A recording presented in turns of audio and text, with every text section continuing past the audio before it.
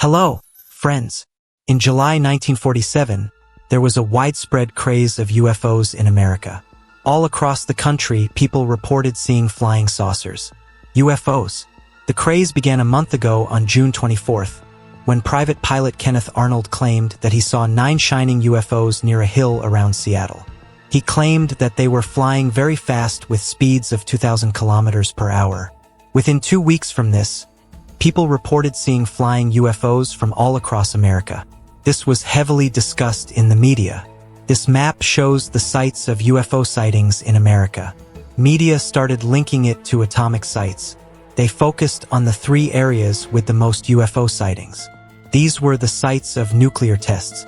Meanwhile, a man from New Mexico, Mac Brazel, recalled finding weird waste on his field 3 weeks ago. A tin foil, rubber, and a thin wooden beam. He couldn't figure out what they were. He wondered if they were related to the UFO craze. So he took the debris to Roswell Sharif on July 7th. This drew the attention of an Army officer, Colonel William Blanchard. He was the commanding officer of the Roswell Army Airfield, RAAF. The next day, RAAF released a statement saying that the rumors of the flying discs had come true. The 509th Bomb Group of the 8th Air Force, Roswell Army Airfield, was fortunate enough to gain possession of a disc. The U.S. Army claimed to have received proof of UFOs. But the next day, the U.S. Army officials retract their stance. They said that the debris they were presented with was from a weather balloon. As proof, photos of Major Marcel were released where he can be seen with the pieces of the weather balloon. After this, the news died down. The media assumed there was never a UFO, but merely a weather balloon. And the public loses interest as well. But years later, in the late 1970s, once again rumors were spreading of an alien craft being spotted flying over the New Mexico desert. The rumors held that lightning struck this UFO, leading it to crash, killing the aliens inside it. In 1980, Major Marcel wrote the book, The Roswell Incident, claiming that the debris he had seen was from nothing made on this earth. It didn't seem to be from this world. Since then, the importance of the Roswell incident kept increasing. New theories have come up.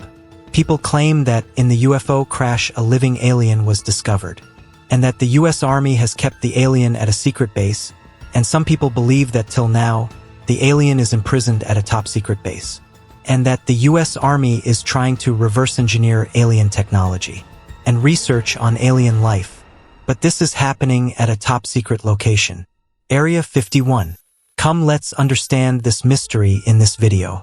Since the late 1940s, Americans have been fascinated by a mysterious region in Nevada, known as Area 51. What exactly goes on at Area 51? Area 51. The Air Force has recently made public Part 1, an archive of UFO reports and investigations. Are there any alien remains in Area 51? Friends, Area 51 is actually a U.S. military facility found in the middle of a desert, miles away from the closest cities. Going there, trespassing, and going inside the facility is absolutely not allowed for people. Outside, you'd spot such signboards. Photography of this area is prohibited. In case of any suspicious activity here, it would be met with deadly force. There are repeated warnings on the signboards. So what's in there? There was an interesting incident a few years ago involving Area 51. In June 2019, Joe Rogan invited Bob Lazar on his podcast. Joe Rogan is a very famous podcaster, and Bob Lazar is a cult figure who believes in things like UFOs. He claimed to have deeply studied flying saucers and the Area 51. He claims that he was a researcher in Area 51. There, he researched alien technology, and he was tasked with reverse engineering alien technology and improving our modern technology using that. This project was to back-engineer the alien craft. I went through the hangar door, and inside the hangar door was the disc, the flying saucer that I worked on. After listening to this podcast, a college student named Matty Roberts was inspired. He wanted to know what the government was trying to hide. He knew that if people tried to discover the truth individually, the government would be able to stop them and silence them.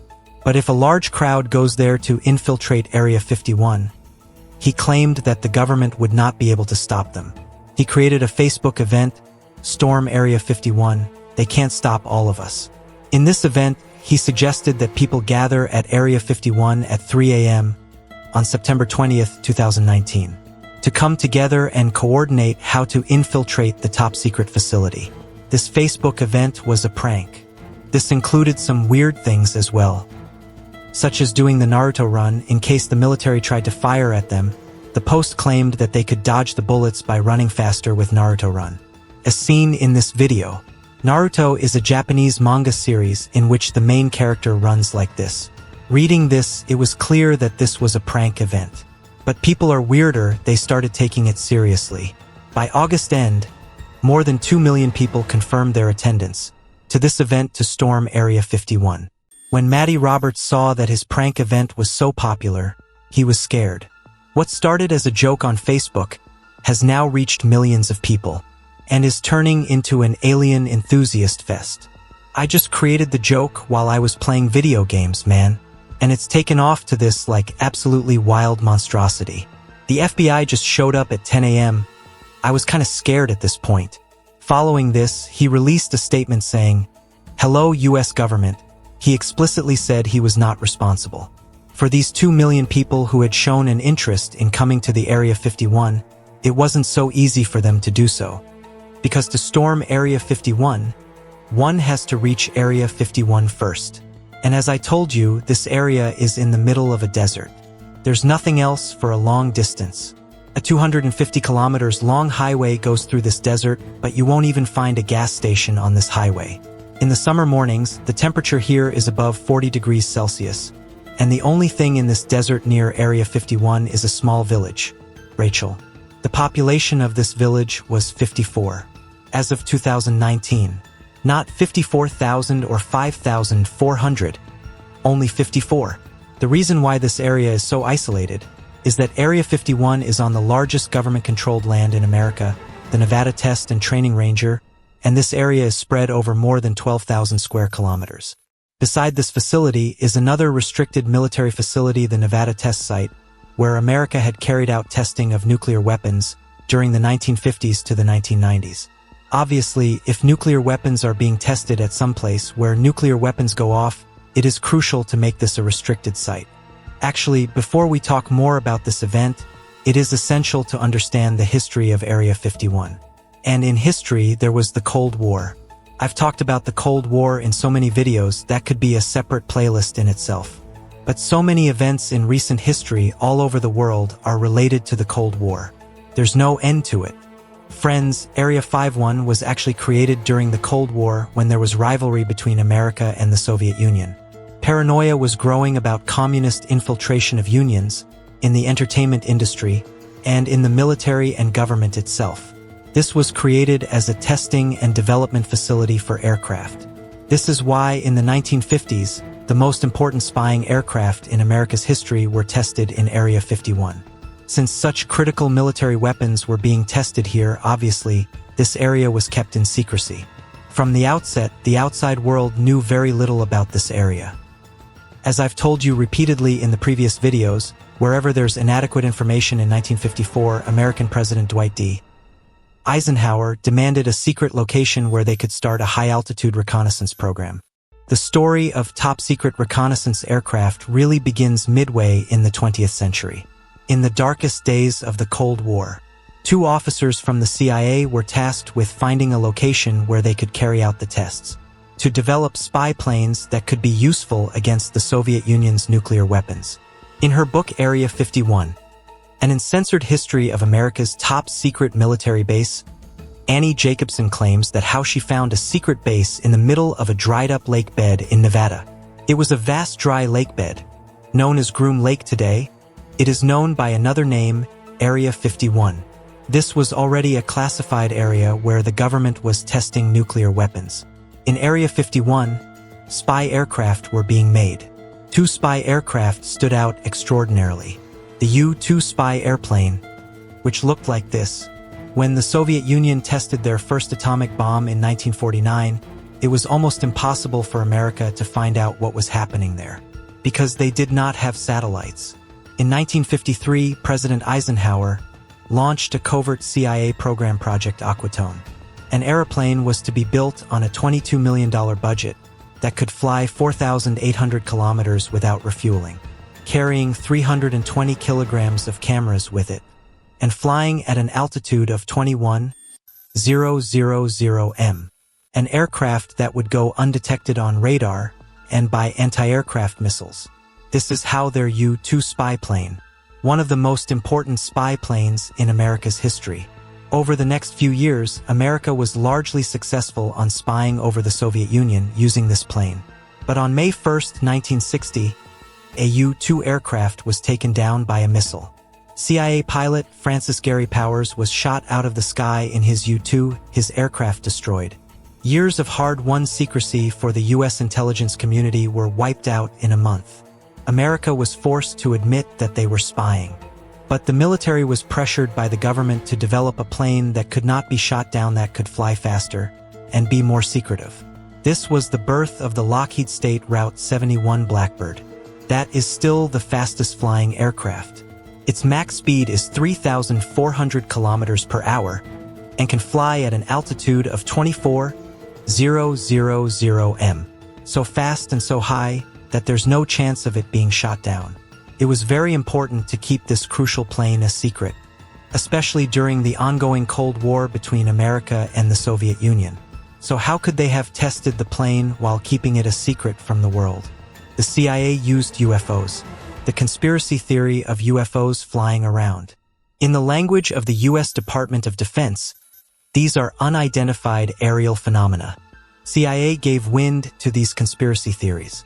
The UFOs being spotted around the sky, neither do they deny the claims, nor do they reveal the truth, the weird-looking, fast-flying, unidentified objects. Were they alien flying saucers? This proved to be a good way for the CIA to keep this program a secret. They let people believe that they were alien flying saucers. No one would thus find out that they were US's top-secret military aircraft. This is said to be the reason why the flying saucer theory from the Roswell incident was allowed to run on the media and in newspapers for a day. But at the same time, the CIA knew that if the government admitted the existence of aliens, and that they were running experiments on aliens, that would create an outcry in the country. The weird-looking, fast-flying, unidentified objects. Were they alien flying saucers? This proved to be a good way for the CIA to keep this program a secret. They let people believe that they were alien flying saucers. No one would thus find out that they were US's top-secret military aircraft. This is said to be the reason why the flying saucer theory from the Roswell incident was allowed to run on the media and in newspapers for a day. But at the same time, the CIA knew that if the government admitted the existence of aliens, and that they were running experiments on aliens, that would create an outcry in the country. That could lead to widespread fear and paranoia among people. That's why, a day later, they released a statement saying that it was a weather balloon. At the beginning of this video, I told you about how in the 1970s the rumors of the UFOs reemerged, because the Blackbird State Route 71 aircraft were being tested during the 1970s. The State Route 71 roared skywards with maximum afterburner thrust. A legendary pilot was taking the first ever flight in a legendary airplane. What were the actual facts? We found out in 1994, but even after knowing the facts, some people still fanned the conspiracy theories. Area 51 being associated with aliens. The reason for that is said to be conspiracy theorists like Bob Lazar. In 1989, he claimed that he worked in Area 51's Sector 4S4. He claimed to have worked on an alien spacecraft as contracted by the government. But today, several credible, neutral experts believe that he is making up things. So the event that was taking place because of him, what happened to the 2 million people who wanted to come? The military personnel in charge of security expected, since getting to Area 51 was so difficult due to how isolated it is, they expected only 30,000 people out of the 2 million to actually come. Storm Area 51 event had turned into a music party event. And the theme was aliens. Roberts started calling this event Alien Stock. But when this day actually came, only 6,000 of the expected 30,000 were there. Most people knew that there are no infrastructure or major cities nearby, so they came with tents. They came in big vehicles, pitched their tents, and partied. On the other hand, the government was quite concerned with this event. They had no idea how many people would turn up. So the number of police personnel at this event was more than the people actually participating in this event. Thankfully, this was a peaceful event. People had fun, partied, and no one tried to actually get into Area 51. No property was damaged. But the sheriff of the area says that the large number of police officers that had to be called in cost about $300,000. Now, if we get back to the Roswell incident, let's look at its explanation. When the military claimed the debris to be from a weather balloon. Friends, in 1994 we found out when the U.S. Air Force revealed that it was a nuclear surveillance balloon. A spy device developed under Project Mogul so that when the Soviet Union tested its nuclear weapons, they could detect sound waves from a large distance. By using the balloons. Another reason for the spread of these conspiracy theories is the repeated misstatements from the government, and then when they came out with another statement in 1994, people were skeptical about believing it. People's trust in the government statements had eroded. That's why, even after the explanation, the conspiracy theories kept going around. But the truth remains, if you notice the sighting of the airplanes, the normal passenger aircraft, they fly at an altitude of 10,000 m to 20,000 m. But these military aircraft, such as U-1 and State Route 71, they flew at 12,000 m and even 18,000 m. In fact, SR-71's maximum altitude was 26,000 m. They were normally tested a little before sunset. So think about it, friends, when these unconventional-looking aircraft were flying at such a height, while the sun was about to set, and the sun's rays would shine on it, it would look like the aircraft is flying. With these flying at such speed, people will think that they are UFOs. In most UFO sightings, this is what happens. Military drones, military decoy flares, or any unknown air infrastructure developed by the military are mistaken by people to be UFOs. The term UFO stands for unidentified flying objects. No one said that they were aliens. Unidentified can mean any unidentified object. Since these spy planes were tested in and around Area 51, it's obvious why Area 51 came to be associated with aliens. The U.S. Air Force Project Blue Book investigated several UFO sightings. Wherever people claimed to have spotted UFOs, they noted the times and cross-checked them with their flight records. They saw that the flight records matched. In the late 1950s and 1960s, majority of the UFOs reports were eliminated like this. Conspiracy theorist Bob Lazar, who claims to have been hired by the government to investigate alien technology, it was revealed that he had fabricated even his educational background. He had a fake degree from MIT. He says that he was doing confidential government research at MIT, due to which he couldn't officially enroll, and so there is no record of it, but still claims to have studied at MIT. It's the same as me saying that I was working undercover for the government, carrying out research in IIT and therefore studying at IIT, and that's why you will not find my record with IIT, because there are no official records. Get it? Bob Lazar claimed that the alien spacecraft was powered with element 115, with which the alien spacecraft could create its own field of gravity. Element 115 is a super heavy element, but it's a unique element. When it's exposed to radiation, it produces its own gravitational field. Its own anti-gravitational field that's used to lift and propel the craft and to create distortions around it. But several years later, in 2003, Russian scientists actually produced this element and named it Moscovium, and it doesn't create any field of gravity. In June 2013, the CIA publicly acknowledged the Area 51 base, and the secret details of its history were declassified under the Freedom of Information Act. Basically, this is very similar to the RTI Act, similar to how RTI is filed in India to find out details from the government. In America, they have the Freedom of Information Act. Under it, this request was filed in 2005, and in 2013, the information was released by the CIA. Newly released CIA documents officially acknowledged the site for the first time. But if you're looking to gain insight into the aliens or spaceships, you might be disappointed. In this information release, we found out the exact location of Area 51. You can see the location revealed by the CIA on this map. This is in the middle of the Mojave Desert in the state of Nevada. In January 2017, 13 million pages of declassified documents were released by the CIA online. In these documents, you will find several records or the UFO sightings and the experiments carried out by the CIA. In January 2021, once again, thousands of documents on UFOs were declassified by the CIA. Through the 1950s, UFO sightings become the convenient cover-up for U-2 flights. But on May 1, 1960, America's top-secret spying mission is blown, when the USSR downs a high-flying U-2. This time, the agency claims that all of the records they had on the UFOs are now available to the public. Some reports were quite interesting. A mysterious explosion that was seen above a Russian city. A first-hand account of some unidentified flying objects spotted above Azerbaijan's capital, Baku. Today, the US government doesn't refer to these as UFOs because of the heavy association of the term with aliens. Instead, the US government now uses the term UAP, unidentified aerial phenomena.